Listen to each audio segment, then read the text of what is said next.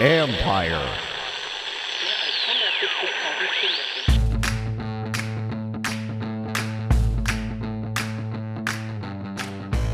Hello and welcome to my podcast. Do me a favor, subscribe to the John Con Report wherever you get your podcast. You're watching on YouTube, hit that like button, hit that subscribe button.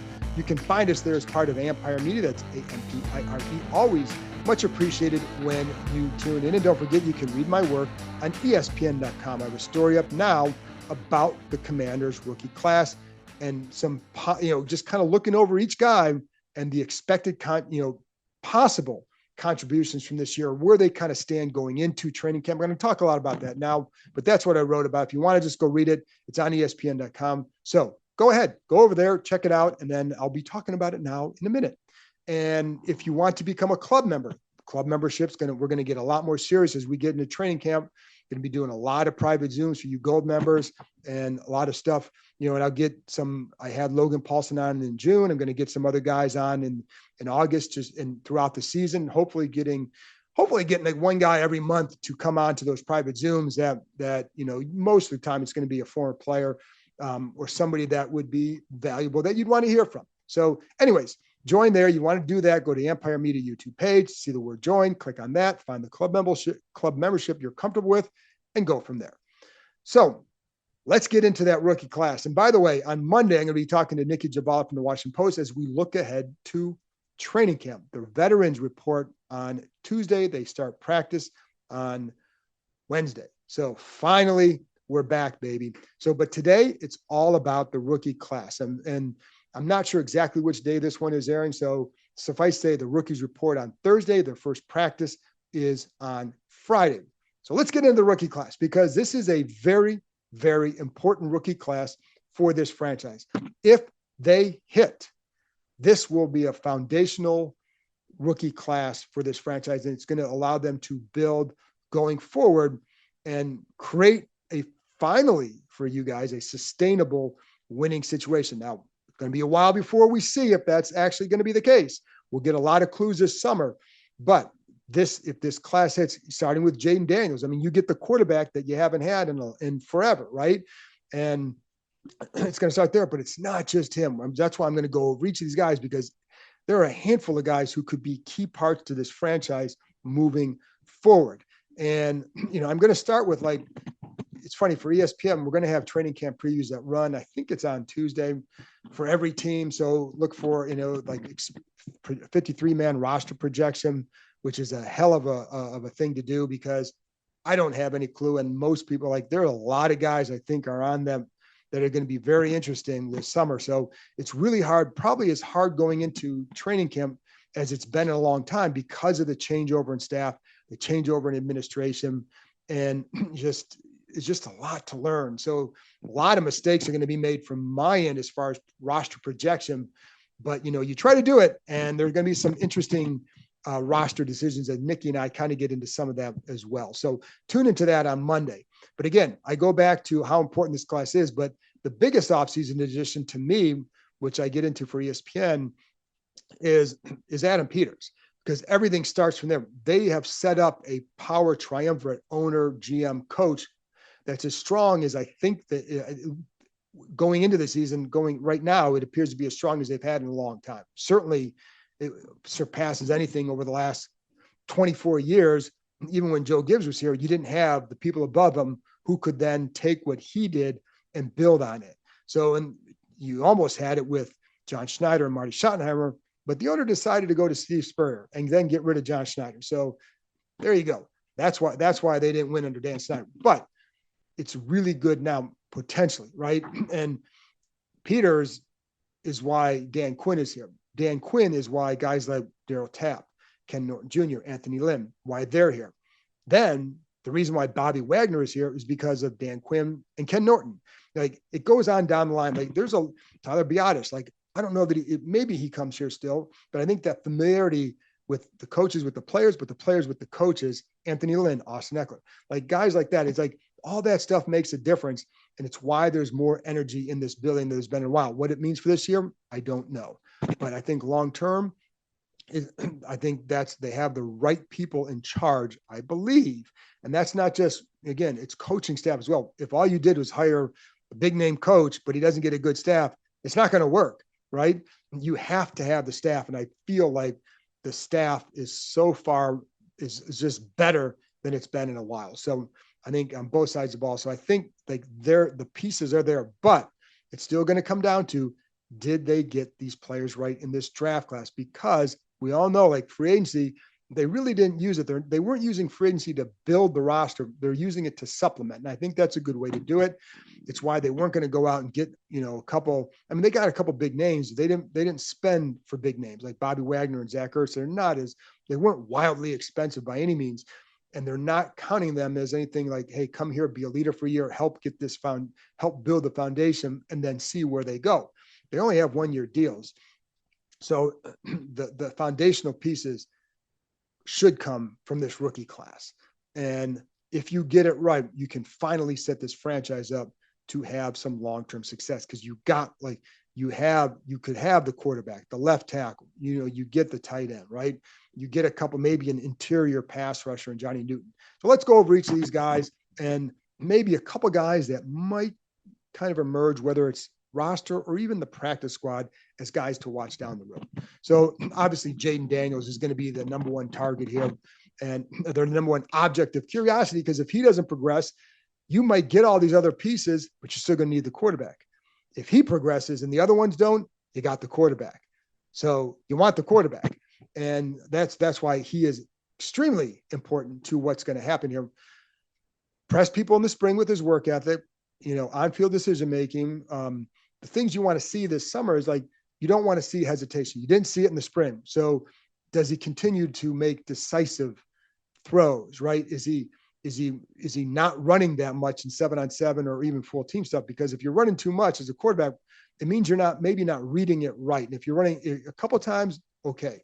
A lot, which I've seen other guys do, saw too much of that from Robert, and even in 2015. And that's when it's when you knew it's kind of like, okay, this maybe isn't headed in the right way. But you don't want to see that as a quarterback. Now, again, sometimes it's going to happen because it just does. But if it's consistently happening, that becomes a problem. So he didn't do that in the spring a lot. Does that continue? Because more stuff is going to be implemented or worked on this summer. So that was a good sign. The accuracy, we saw that, right? But the other thing is, to me, the big thing with him is the work ethic. And Nikki and I talk a little bit about this for Monday, so tune in for that. But one thing that we did talk about, she mentioned it, and, I'd heard the same thing, that after the ESPYs, he goes and gets the award. I think he had to kind of be nudged to go there, but he goes and gets the award, and then he leaves because he wants to be back in time for the next morning's training session. That's what you have here. And, you can't, that doesn't guarantee he's going to be really, really good. But Logan Paulson said this in the private Zoom I did with Gold members back in June. You can't be good. Just doing that alone doesn't guarantee you're going to be good, but you can't be good unless you do that. So he does that. Then the rest is going to be, some of it's going to be on the franchise to surround himself with the better players. Some of it's going to be, are you good enough, right? But I think, then it's incumbent on the franchise to also help him out. So, but he's going to end up starting. They're not going to announce him as a starter right away. They're not going to say, I doubt, it could well be that they wait until after the third preseason game to officially announce him as a starter. But let's be real. I mean, they drafted him number 2 overall for a reason. They love the kid. He's shown all the signs. He's shown the maturity. And I will say, I've also heard that Marcus Mariota has been really good with him. I know people close to Daniels feel like he's been a really good mentor for Daniels. So I think that bodes well. But again, we know he's going to be the guy, just a matter of when they officially announce it. Will Jaden Daniels climb to the top of the NFC East? Will the Commanders zip past the competition? We'll have to wait until the season starts to see, but you can get a head start on the competition this summer at the Adventure Park at Sandy Spring. Named the #1 aerial adventure park in North America by USA Today, the country's largest ropes course and zipline park is now open 7 days a week. Located in the heart of Montgomery County, Maryland, the Adventure Park offers climbing, ziplining, axe throwing, food, and more. Experience adventure day or night with your family, or leave the kids at home for one of the exclusive Keep It Lit adult-only events. These summer date nights are perfect, featuring glow lights, music, fire pits, and endless adventure. With challenges anywhere from beginner to expert, there is something for all skill levels. Not looking to scramble through the trees? Keep your feet planted in the pocket and throw a perfect spiral at axe throwing. You can throw at traditional targets or play any number of interactive games. You can even upload your own image. Anytime you're thinking about reaching new heights, make sure you know before you go. The Adventure Park at Sandy Spring is the only ACCT accredited park in Maryland or Virginia. So there you have it, folks. The best climbing, ziplining, and axe throwing in the country right here in the DMV. Reserve your adventure today at www.theadventurepark.com/Kime. Johnny Newton, I don't know as I record this, don't know if how his physical is going to go as he recovers from that Jones. He had the surgery on the Jones fracture on his left foot, partial Jones fracture. And so I don't know what his status will be as I record this, but whatever it is, when he's healthy, when he's right, he's going to be backing up Allen in Payne. And if he does well, you got a replacement. If you wanted to part ways with John Allen after this year, if that's the direction they go, I don't know. That's just obviously when you draft a guy there, either you got the replacement or you have really good depth for a couple of years until you're ready to then move forward with him as a starter. So, but he gives you a pass rush inside, but he's going to play a role as at least as the number 3 defensive tackle in those pass rush situations. Ben Sinnott, well, they want to use 2 tight end sets. We've talked about this a lot. When Cliff Kingsbury was in Arizona, I think it was during his time there, they ran the 9th most pass plays with 2 tight end sets. So you sign Zach Ertz, you draft Ben Sinnott. John Bates, blocking tight end, Cole Turner, 13 catches in 2 years. Can't count on him. So that's why you have those guys. So Sinnott is going to play a key role as well. And he gives you the run ability after the catch, and he can block from a fullback. He can block from fullback. He can block from, in line. He can run routes from the slot. So there's versatility there that Ertz can also offer some of that. He's not going to block in the back. He's not the fullback type, right? But that's where you get Sinnott. And then the other one that's interesting to watch here, like Armani Rogers, but also Colson Yankoff. He's an undrafted free agent. He at times looked pretty good in the spring. Looked like a guy could he challenge a Cole Turner for a roster spot? If nothing else, keep him around in the practice squad, see what he does. If Turner at least emerges. Now in the spring, Turner was working a lot ahead of him. We'll see where that goes. But I think that's a guy to at least watch to see him. If you want to look at some undrafted who could make a little bit of noise, you got to put him on the list for right now, right? So we'll go there. Then you got Mike Samerstill. I think if you look at the corner position, there are a lot of questions all over. I think the one question I don't have is who is going to be in the slot? And he's still got to go out and show it. I like how patient he was at the line with his feet. I think that's always important. I liked Quan Martin like that last year. But they really like Samerstill, and he's a guy clearly is going to be here. So I would expect him to go in there, obviously, and be that third corner, that slot corner. Got to earn it. Got to show you can do it, because you do have some other guys that, could you put Quan Martin there if he's not doing it, if he's not doing it well enough? But to me, he's like a defensive player, Terry McLaurin, a guy who can change the culture. And then because of his approach, because of his, he can be maybe a little bit better than people think, because of just the way he approaches things, but culture changer as well, I think. So I think he's an eventual leader in that defensive backs room. I don't think you come in and be that guy as a rookie. There's way too much to learn, but I think he's a guy, clearly he's going to have a big role. Same with Brandon Coleman. And, I think if you get this right, now you got your left tackle. If you don't, you're going to have to go get one in the offseason, and possibly also a right tackle if Andrew Wiley plays like he did last year. So, but Coleman could really set that up. And just because he's not a first-round pick doesn't mean he can't do it, because there have been first-round picks throughout this league at tackle who have failed or been moved inside. But we have to see for him, can he not only be a left tackle, is he, some teams thought he was better at guard. This team feels tackle. So can he do that? And then can he become a quality starting left tackle in the NFL?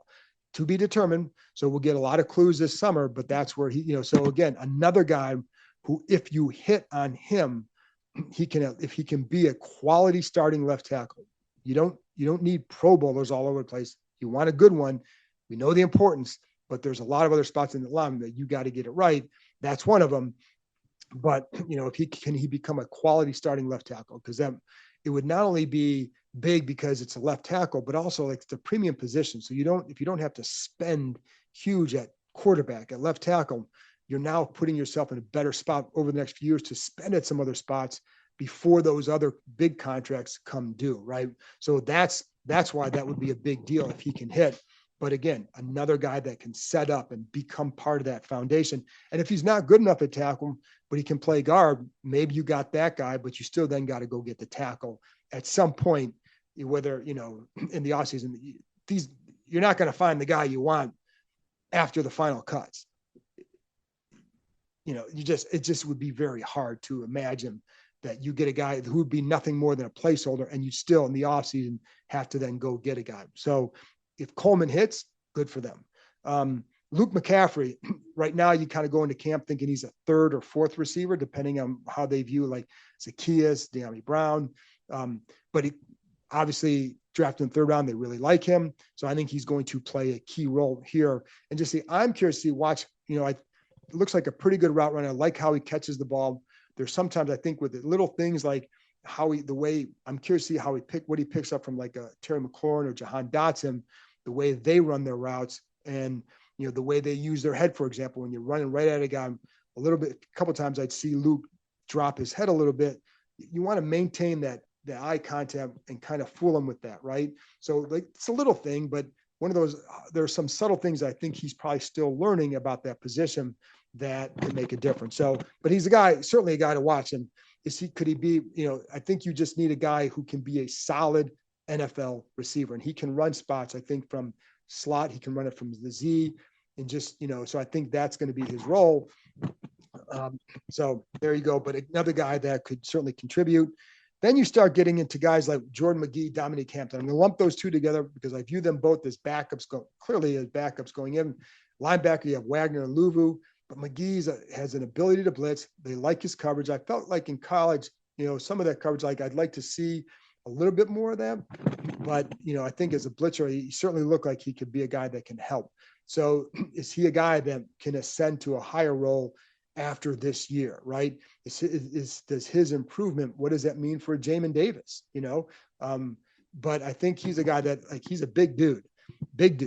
And I think he could be a guy that, again, he's one of those guys to watch as a starting type, maybe a year or two from now. And, the league is littered with guys who are 5th and 6th round linebackers, 4th, 5th, 6th round picks who end up to be really good. And I think, could he be in that guy? Maybe. We'll see. But I do think there's some skills to watch. And one thing I like is that they're very specific on some of the things they liked about these guys. Like they like his blitzing ability. They did like his coverage ability. So they have specific ideas in mind for what they want from that position. Always good. And then how they want to develop him, always good. So we'll see. But again, he goes into camp as a backup. You have safety Dominique Hampton. He's another guy I like for what I think they're going to do with him, which is watch what they do with Jeremy Chim and then picture Dominique Hampton possibly being that guy in 2025 or 2026, whenever. Because I think, they're both like 6'3", 220. So they both have that ability to go and play in the box with some size. Like, you can put a guy in there, but you want to have some size with them. And I think both those guys offer that, but that's what Dominique Hampton can do. And you saw it when he was playing in college at Washington, like he can handle that stuff. And so I think he's going to be a fun guy to see develop. Another guy at that position is Tyler Owens, another undrafted free agent. They gave him, they gave him a good deal as an undrafted free agent. Don't use that. Like same thing with Sam Hartman. Don't use that as oh my God, he's a lock now because they did this. Those guaranteed deals aren't that much money where if you don't keep them, that it's, oh my gosh, you gave them a $3 million bonus. No, we're talking a few $100,000 in guaranteed money. Yeah, you don't want to cut them, but it's not prohibitive. So you can cut and put them on the practice squad if that's what they want. But Owens is another guy because he's got some size, and he was another priority signing, I think, as an undrafted free agent. Then you have Javonte Jean-Baptiste. as a developmental pass rush type. So he's the one guy I'm not sure, because you got other developmental pass rush types that were here. KJ Henry, on Jones, Andre Jones, of course. So where does he fit with that group? Now, when it's your draft pick, you typically fit better, right? But I think I'll be curious to see how he progresses in camp. But he's a guy that's a developmental guy for the future, just like the other two I just talked about, maybe even a little bit more so. Showed a little bit more flashes at Notre Dame in that role than he did at Ohio State. But I think he's got some of that skill that to see how do you develop with here. And that's going to be the key for him, is development. Then, I brought up Sam Hartman. Oh, I know the other guy I want to talk about, Chigozie Anuzium, the cornerback. It's funny because he made a handful of plays in the spring. We're like, who was that? Oh, it's Chigozie again. So I'm going to put him as a guy to watch. I don't know that he cracks the 53, but I think he's certainly a guy that, a good practice squad guy to try to develop, right? So I think he's another guy that I would put on there. Sam Hartman, I don't know that they keep 3 quarterbacks. I think it's going to be hard to do that when you look at the roster where you may have to cut. So I would, you can have Jaden and then Mariota, and you got to see, does he should do things to not just warrant, you got to show that you warrant a spot on the 53 ahead of maybe an extra cornerback, for example, or an extra safety or an extra running back. So that's he's in competition with those guys. I think that's going to be hard. And I could see him being a practice squad guy. We'll see. We'll see how it goes. Maybe he plays so well that it's like, oh, you don't want to expose him, because maybe he does enough to show that Mariota's on 1-year deal. Maybe you look at Hartman and say, oh, hey, he's doing all right. He could be the backup to Daniels down the road. So I don't know that we saw anything in the spring that would suggest that it's going to be that kind of situation, but we'll see. And, but that would be the expected role for him is, can you win really right now I look at, obviously he'd want to get on the 53, but can he become a practice squad guy that they want to keep around and develop, much like a Jake Fromm, they in the previous regime, et cetera. So anyways, that's the look at the rookie class. Again, it could be a foundational class if they have, and this, that's why no pressure, folks, but this is a class that if you really want to set this franchise up, you got to get a lot of these right. And I think that's what will be fun to watch during camp and throughout the season is, did they do that? Because if they did, then you can start to look and say, okay, now you got something. It's funny because I was listening to Daniel Jeremiah and Bucky Brooks on their podcast, always really good insight. I love listening to those two. I think they're very smart, but they kind of went over the NFC East teams. They did breakdowns of who's a blue chip player, who's a green dot player, purple, and blue is obviously the best. And then green would be the next. When they went over the Commanders roster, they didn't give them any blue chips. Now there are a couple guys who are maybe close or, but maybe got greens, but I think the guys who can ascend to that, Jaden Daniels can ascend to that, could one of these other guys, could a Newton or Sanders or Sinnott, could they ascend to that? We'll see, but they didn't have, they need more of those kind of guys. And this class can set the tone for this season, but more so for the future. Did they get it right? And I think that's what'll be fun to watch as the season develops, because how many games to win, I don't know, but so much of this is about the development of the program. And I know you guys have been patient for a long time. I think they're going to ask you to be a little bit more patient, but there is a honeymoon period for this group. And I think the last group didn't know how to outrun the past. I think this group is like, hey, they weren't here. They didn't create this mess. They're trying to make it better. And this is the way they feel is the best way to do it. But it starts with this rookie class. So that's it for me, folks. Appreciate you tuning in. As always, I'll be back on Monday with Nikki Javala from the Washington Post. Talk to you next time.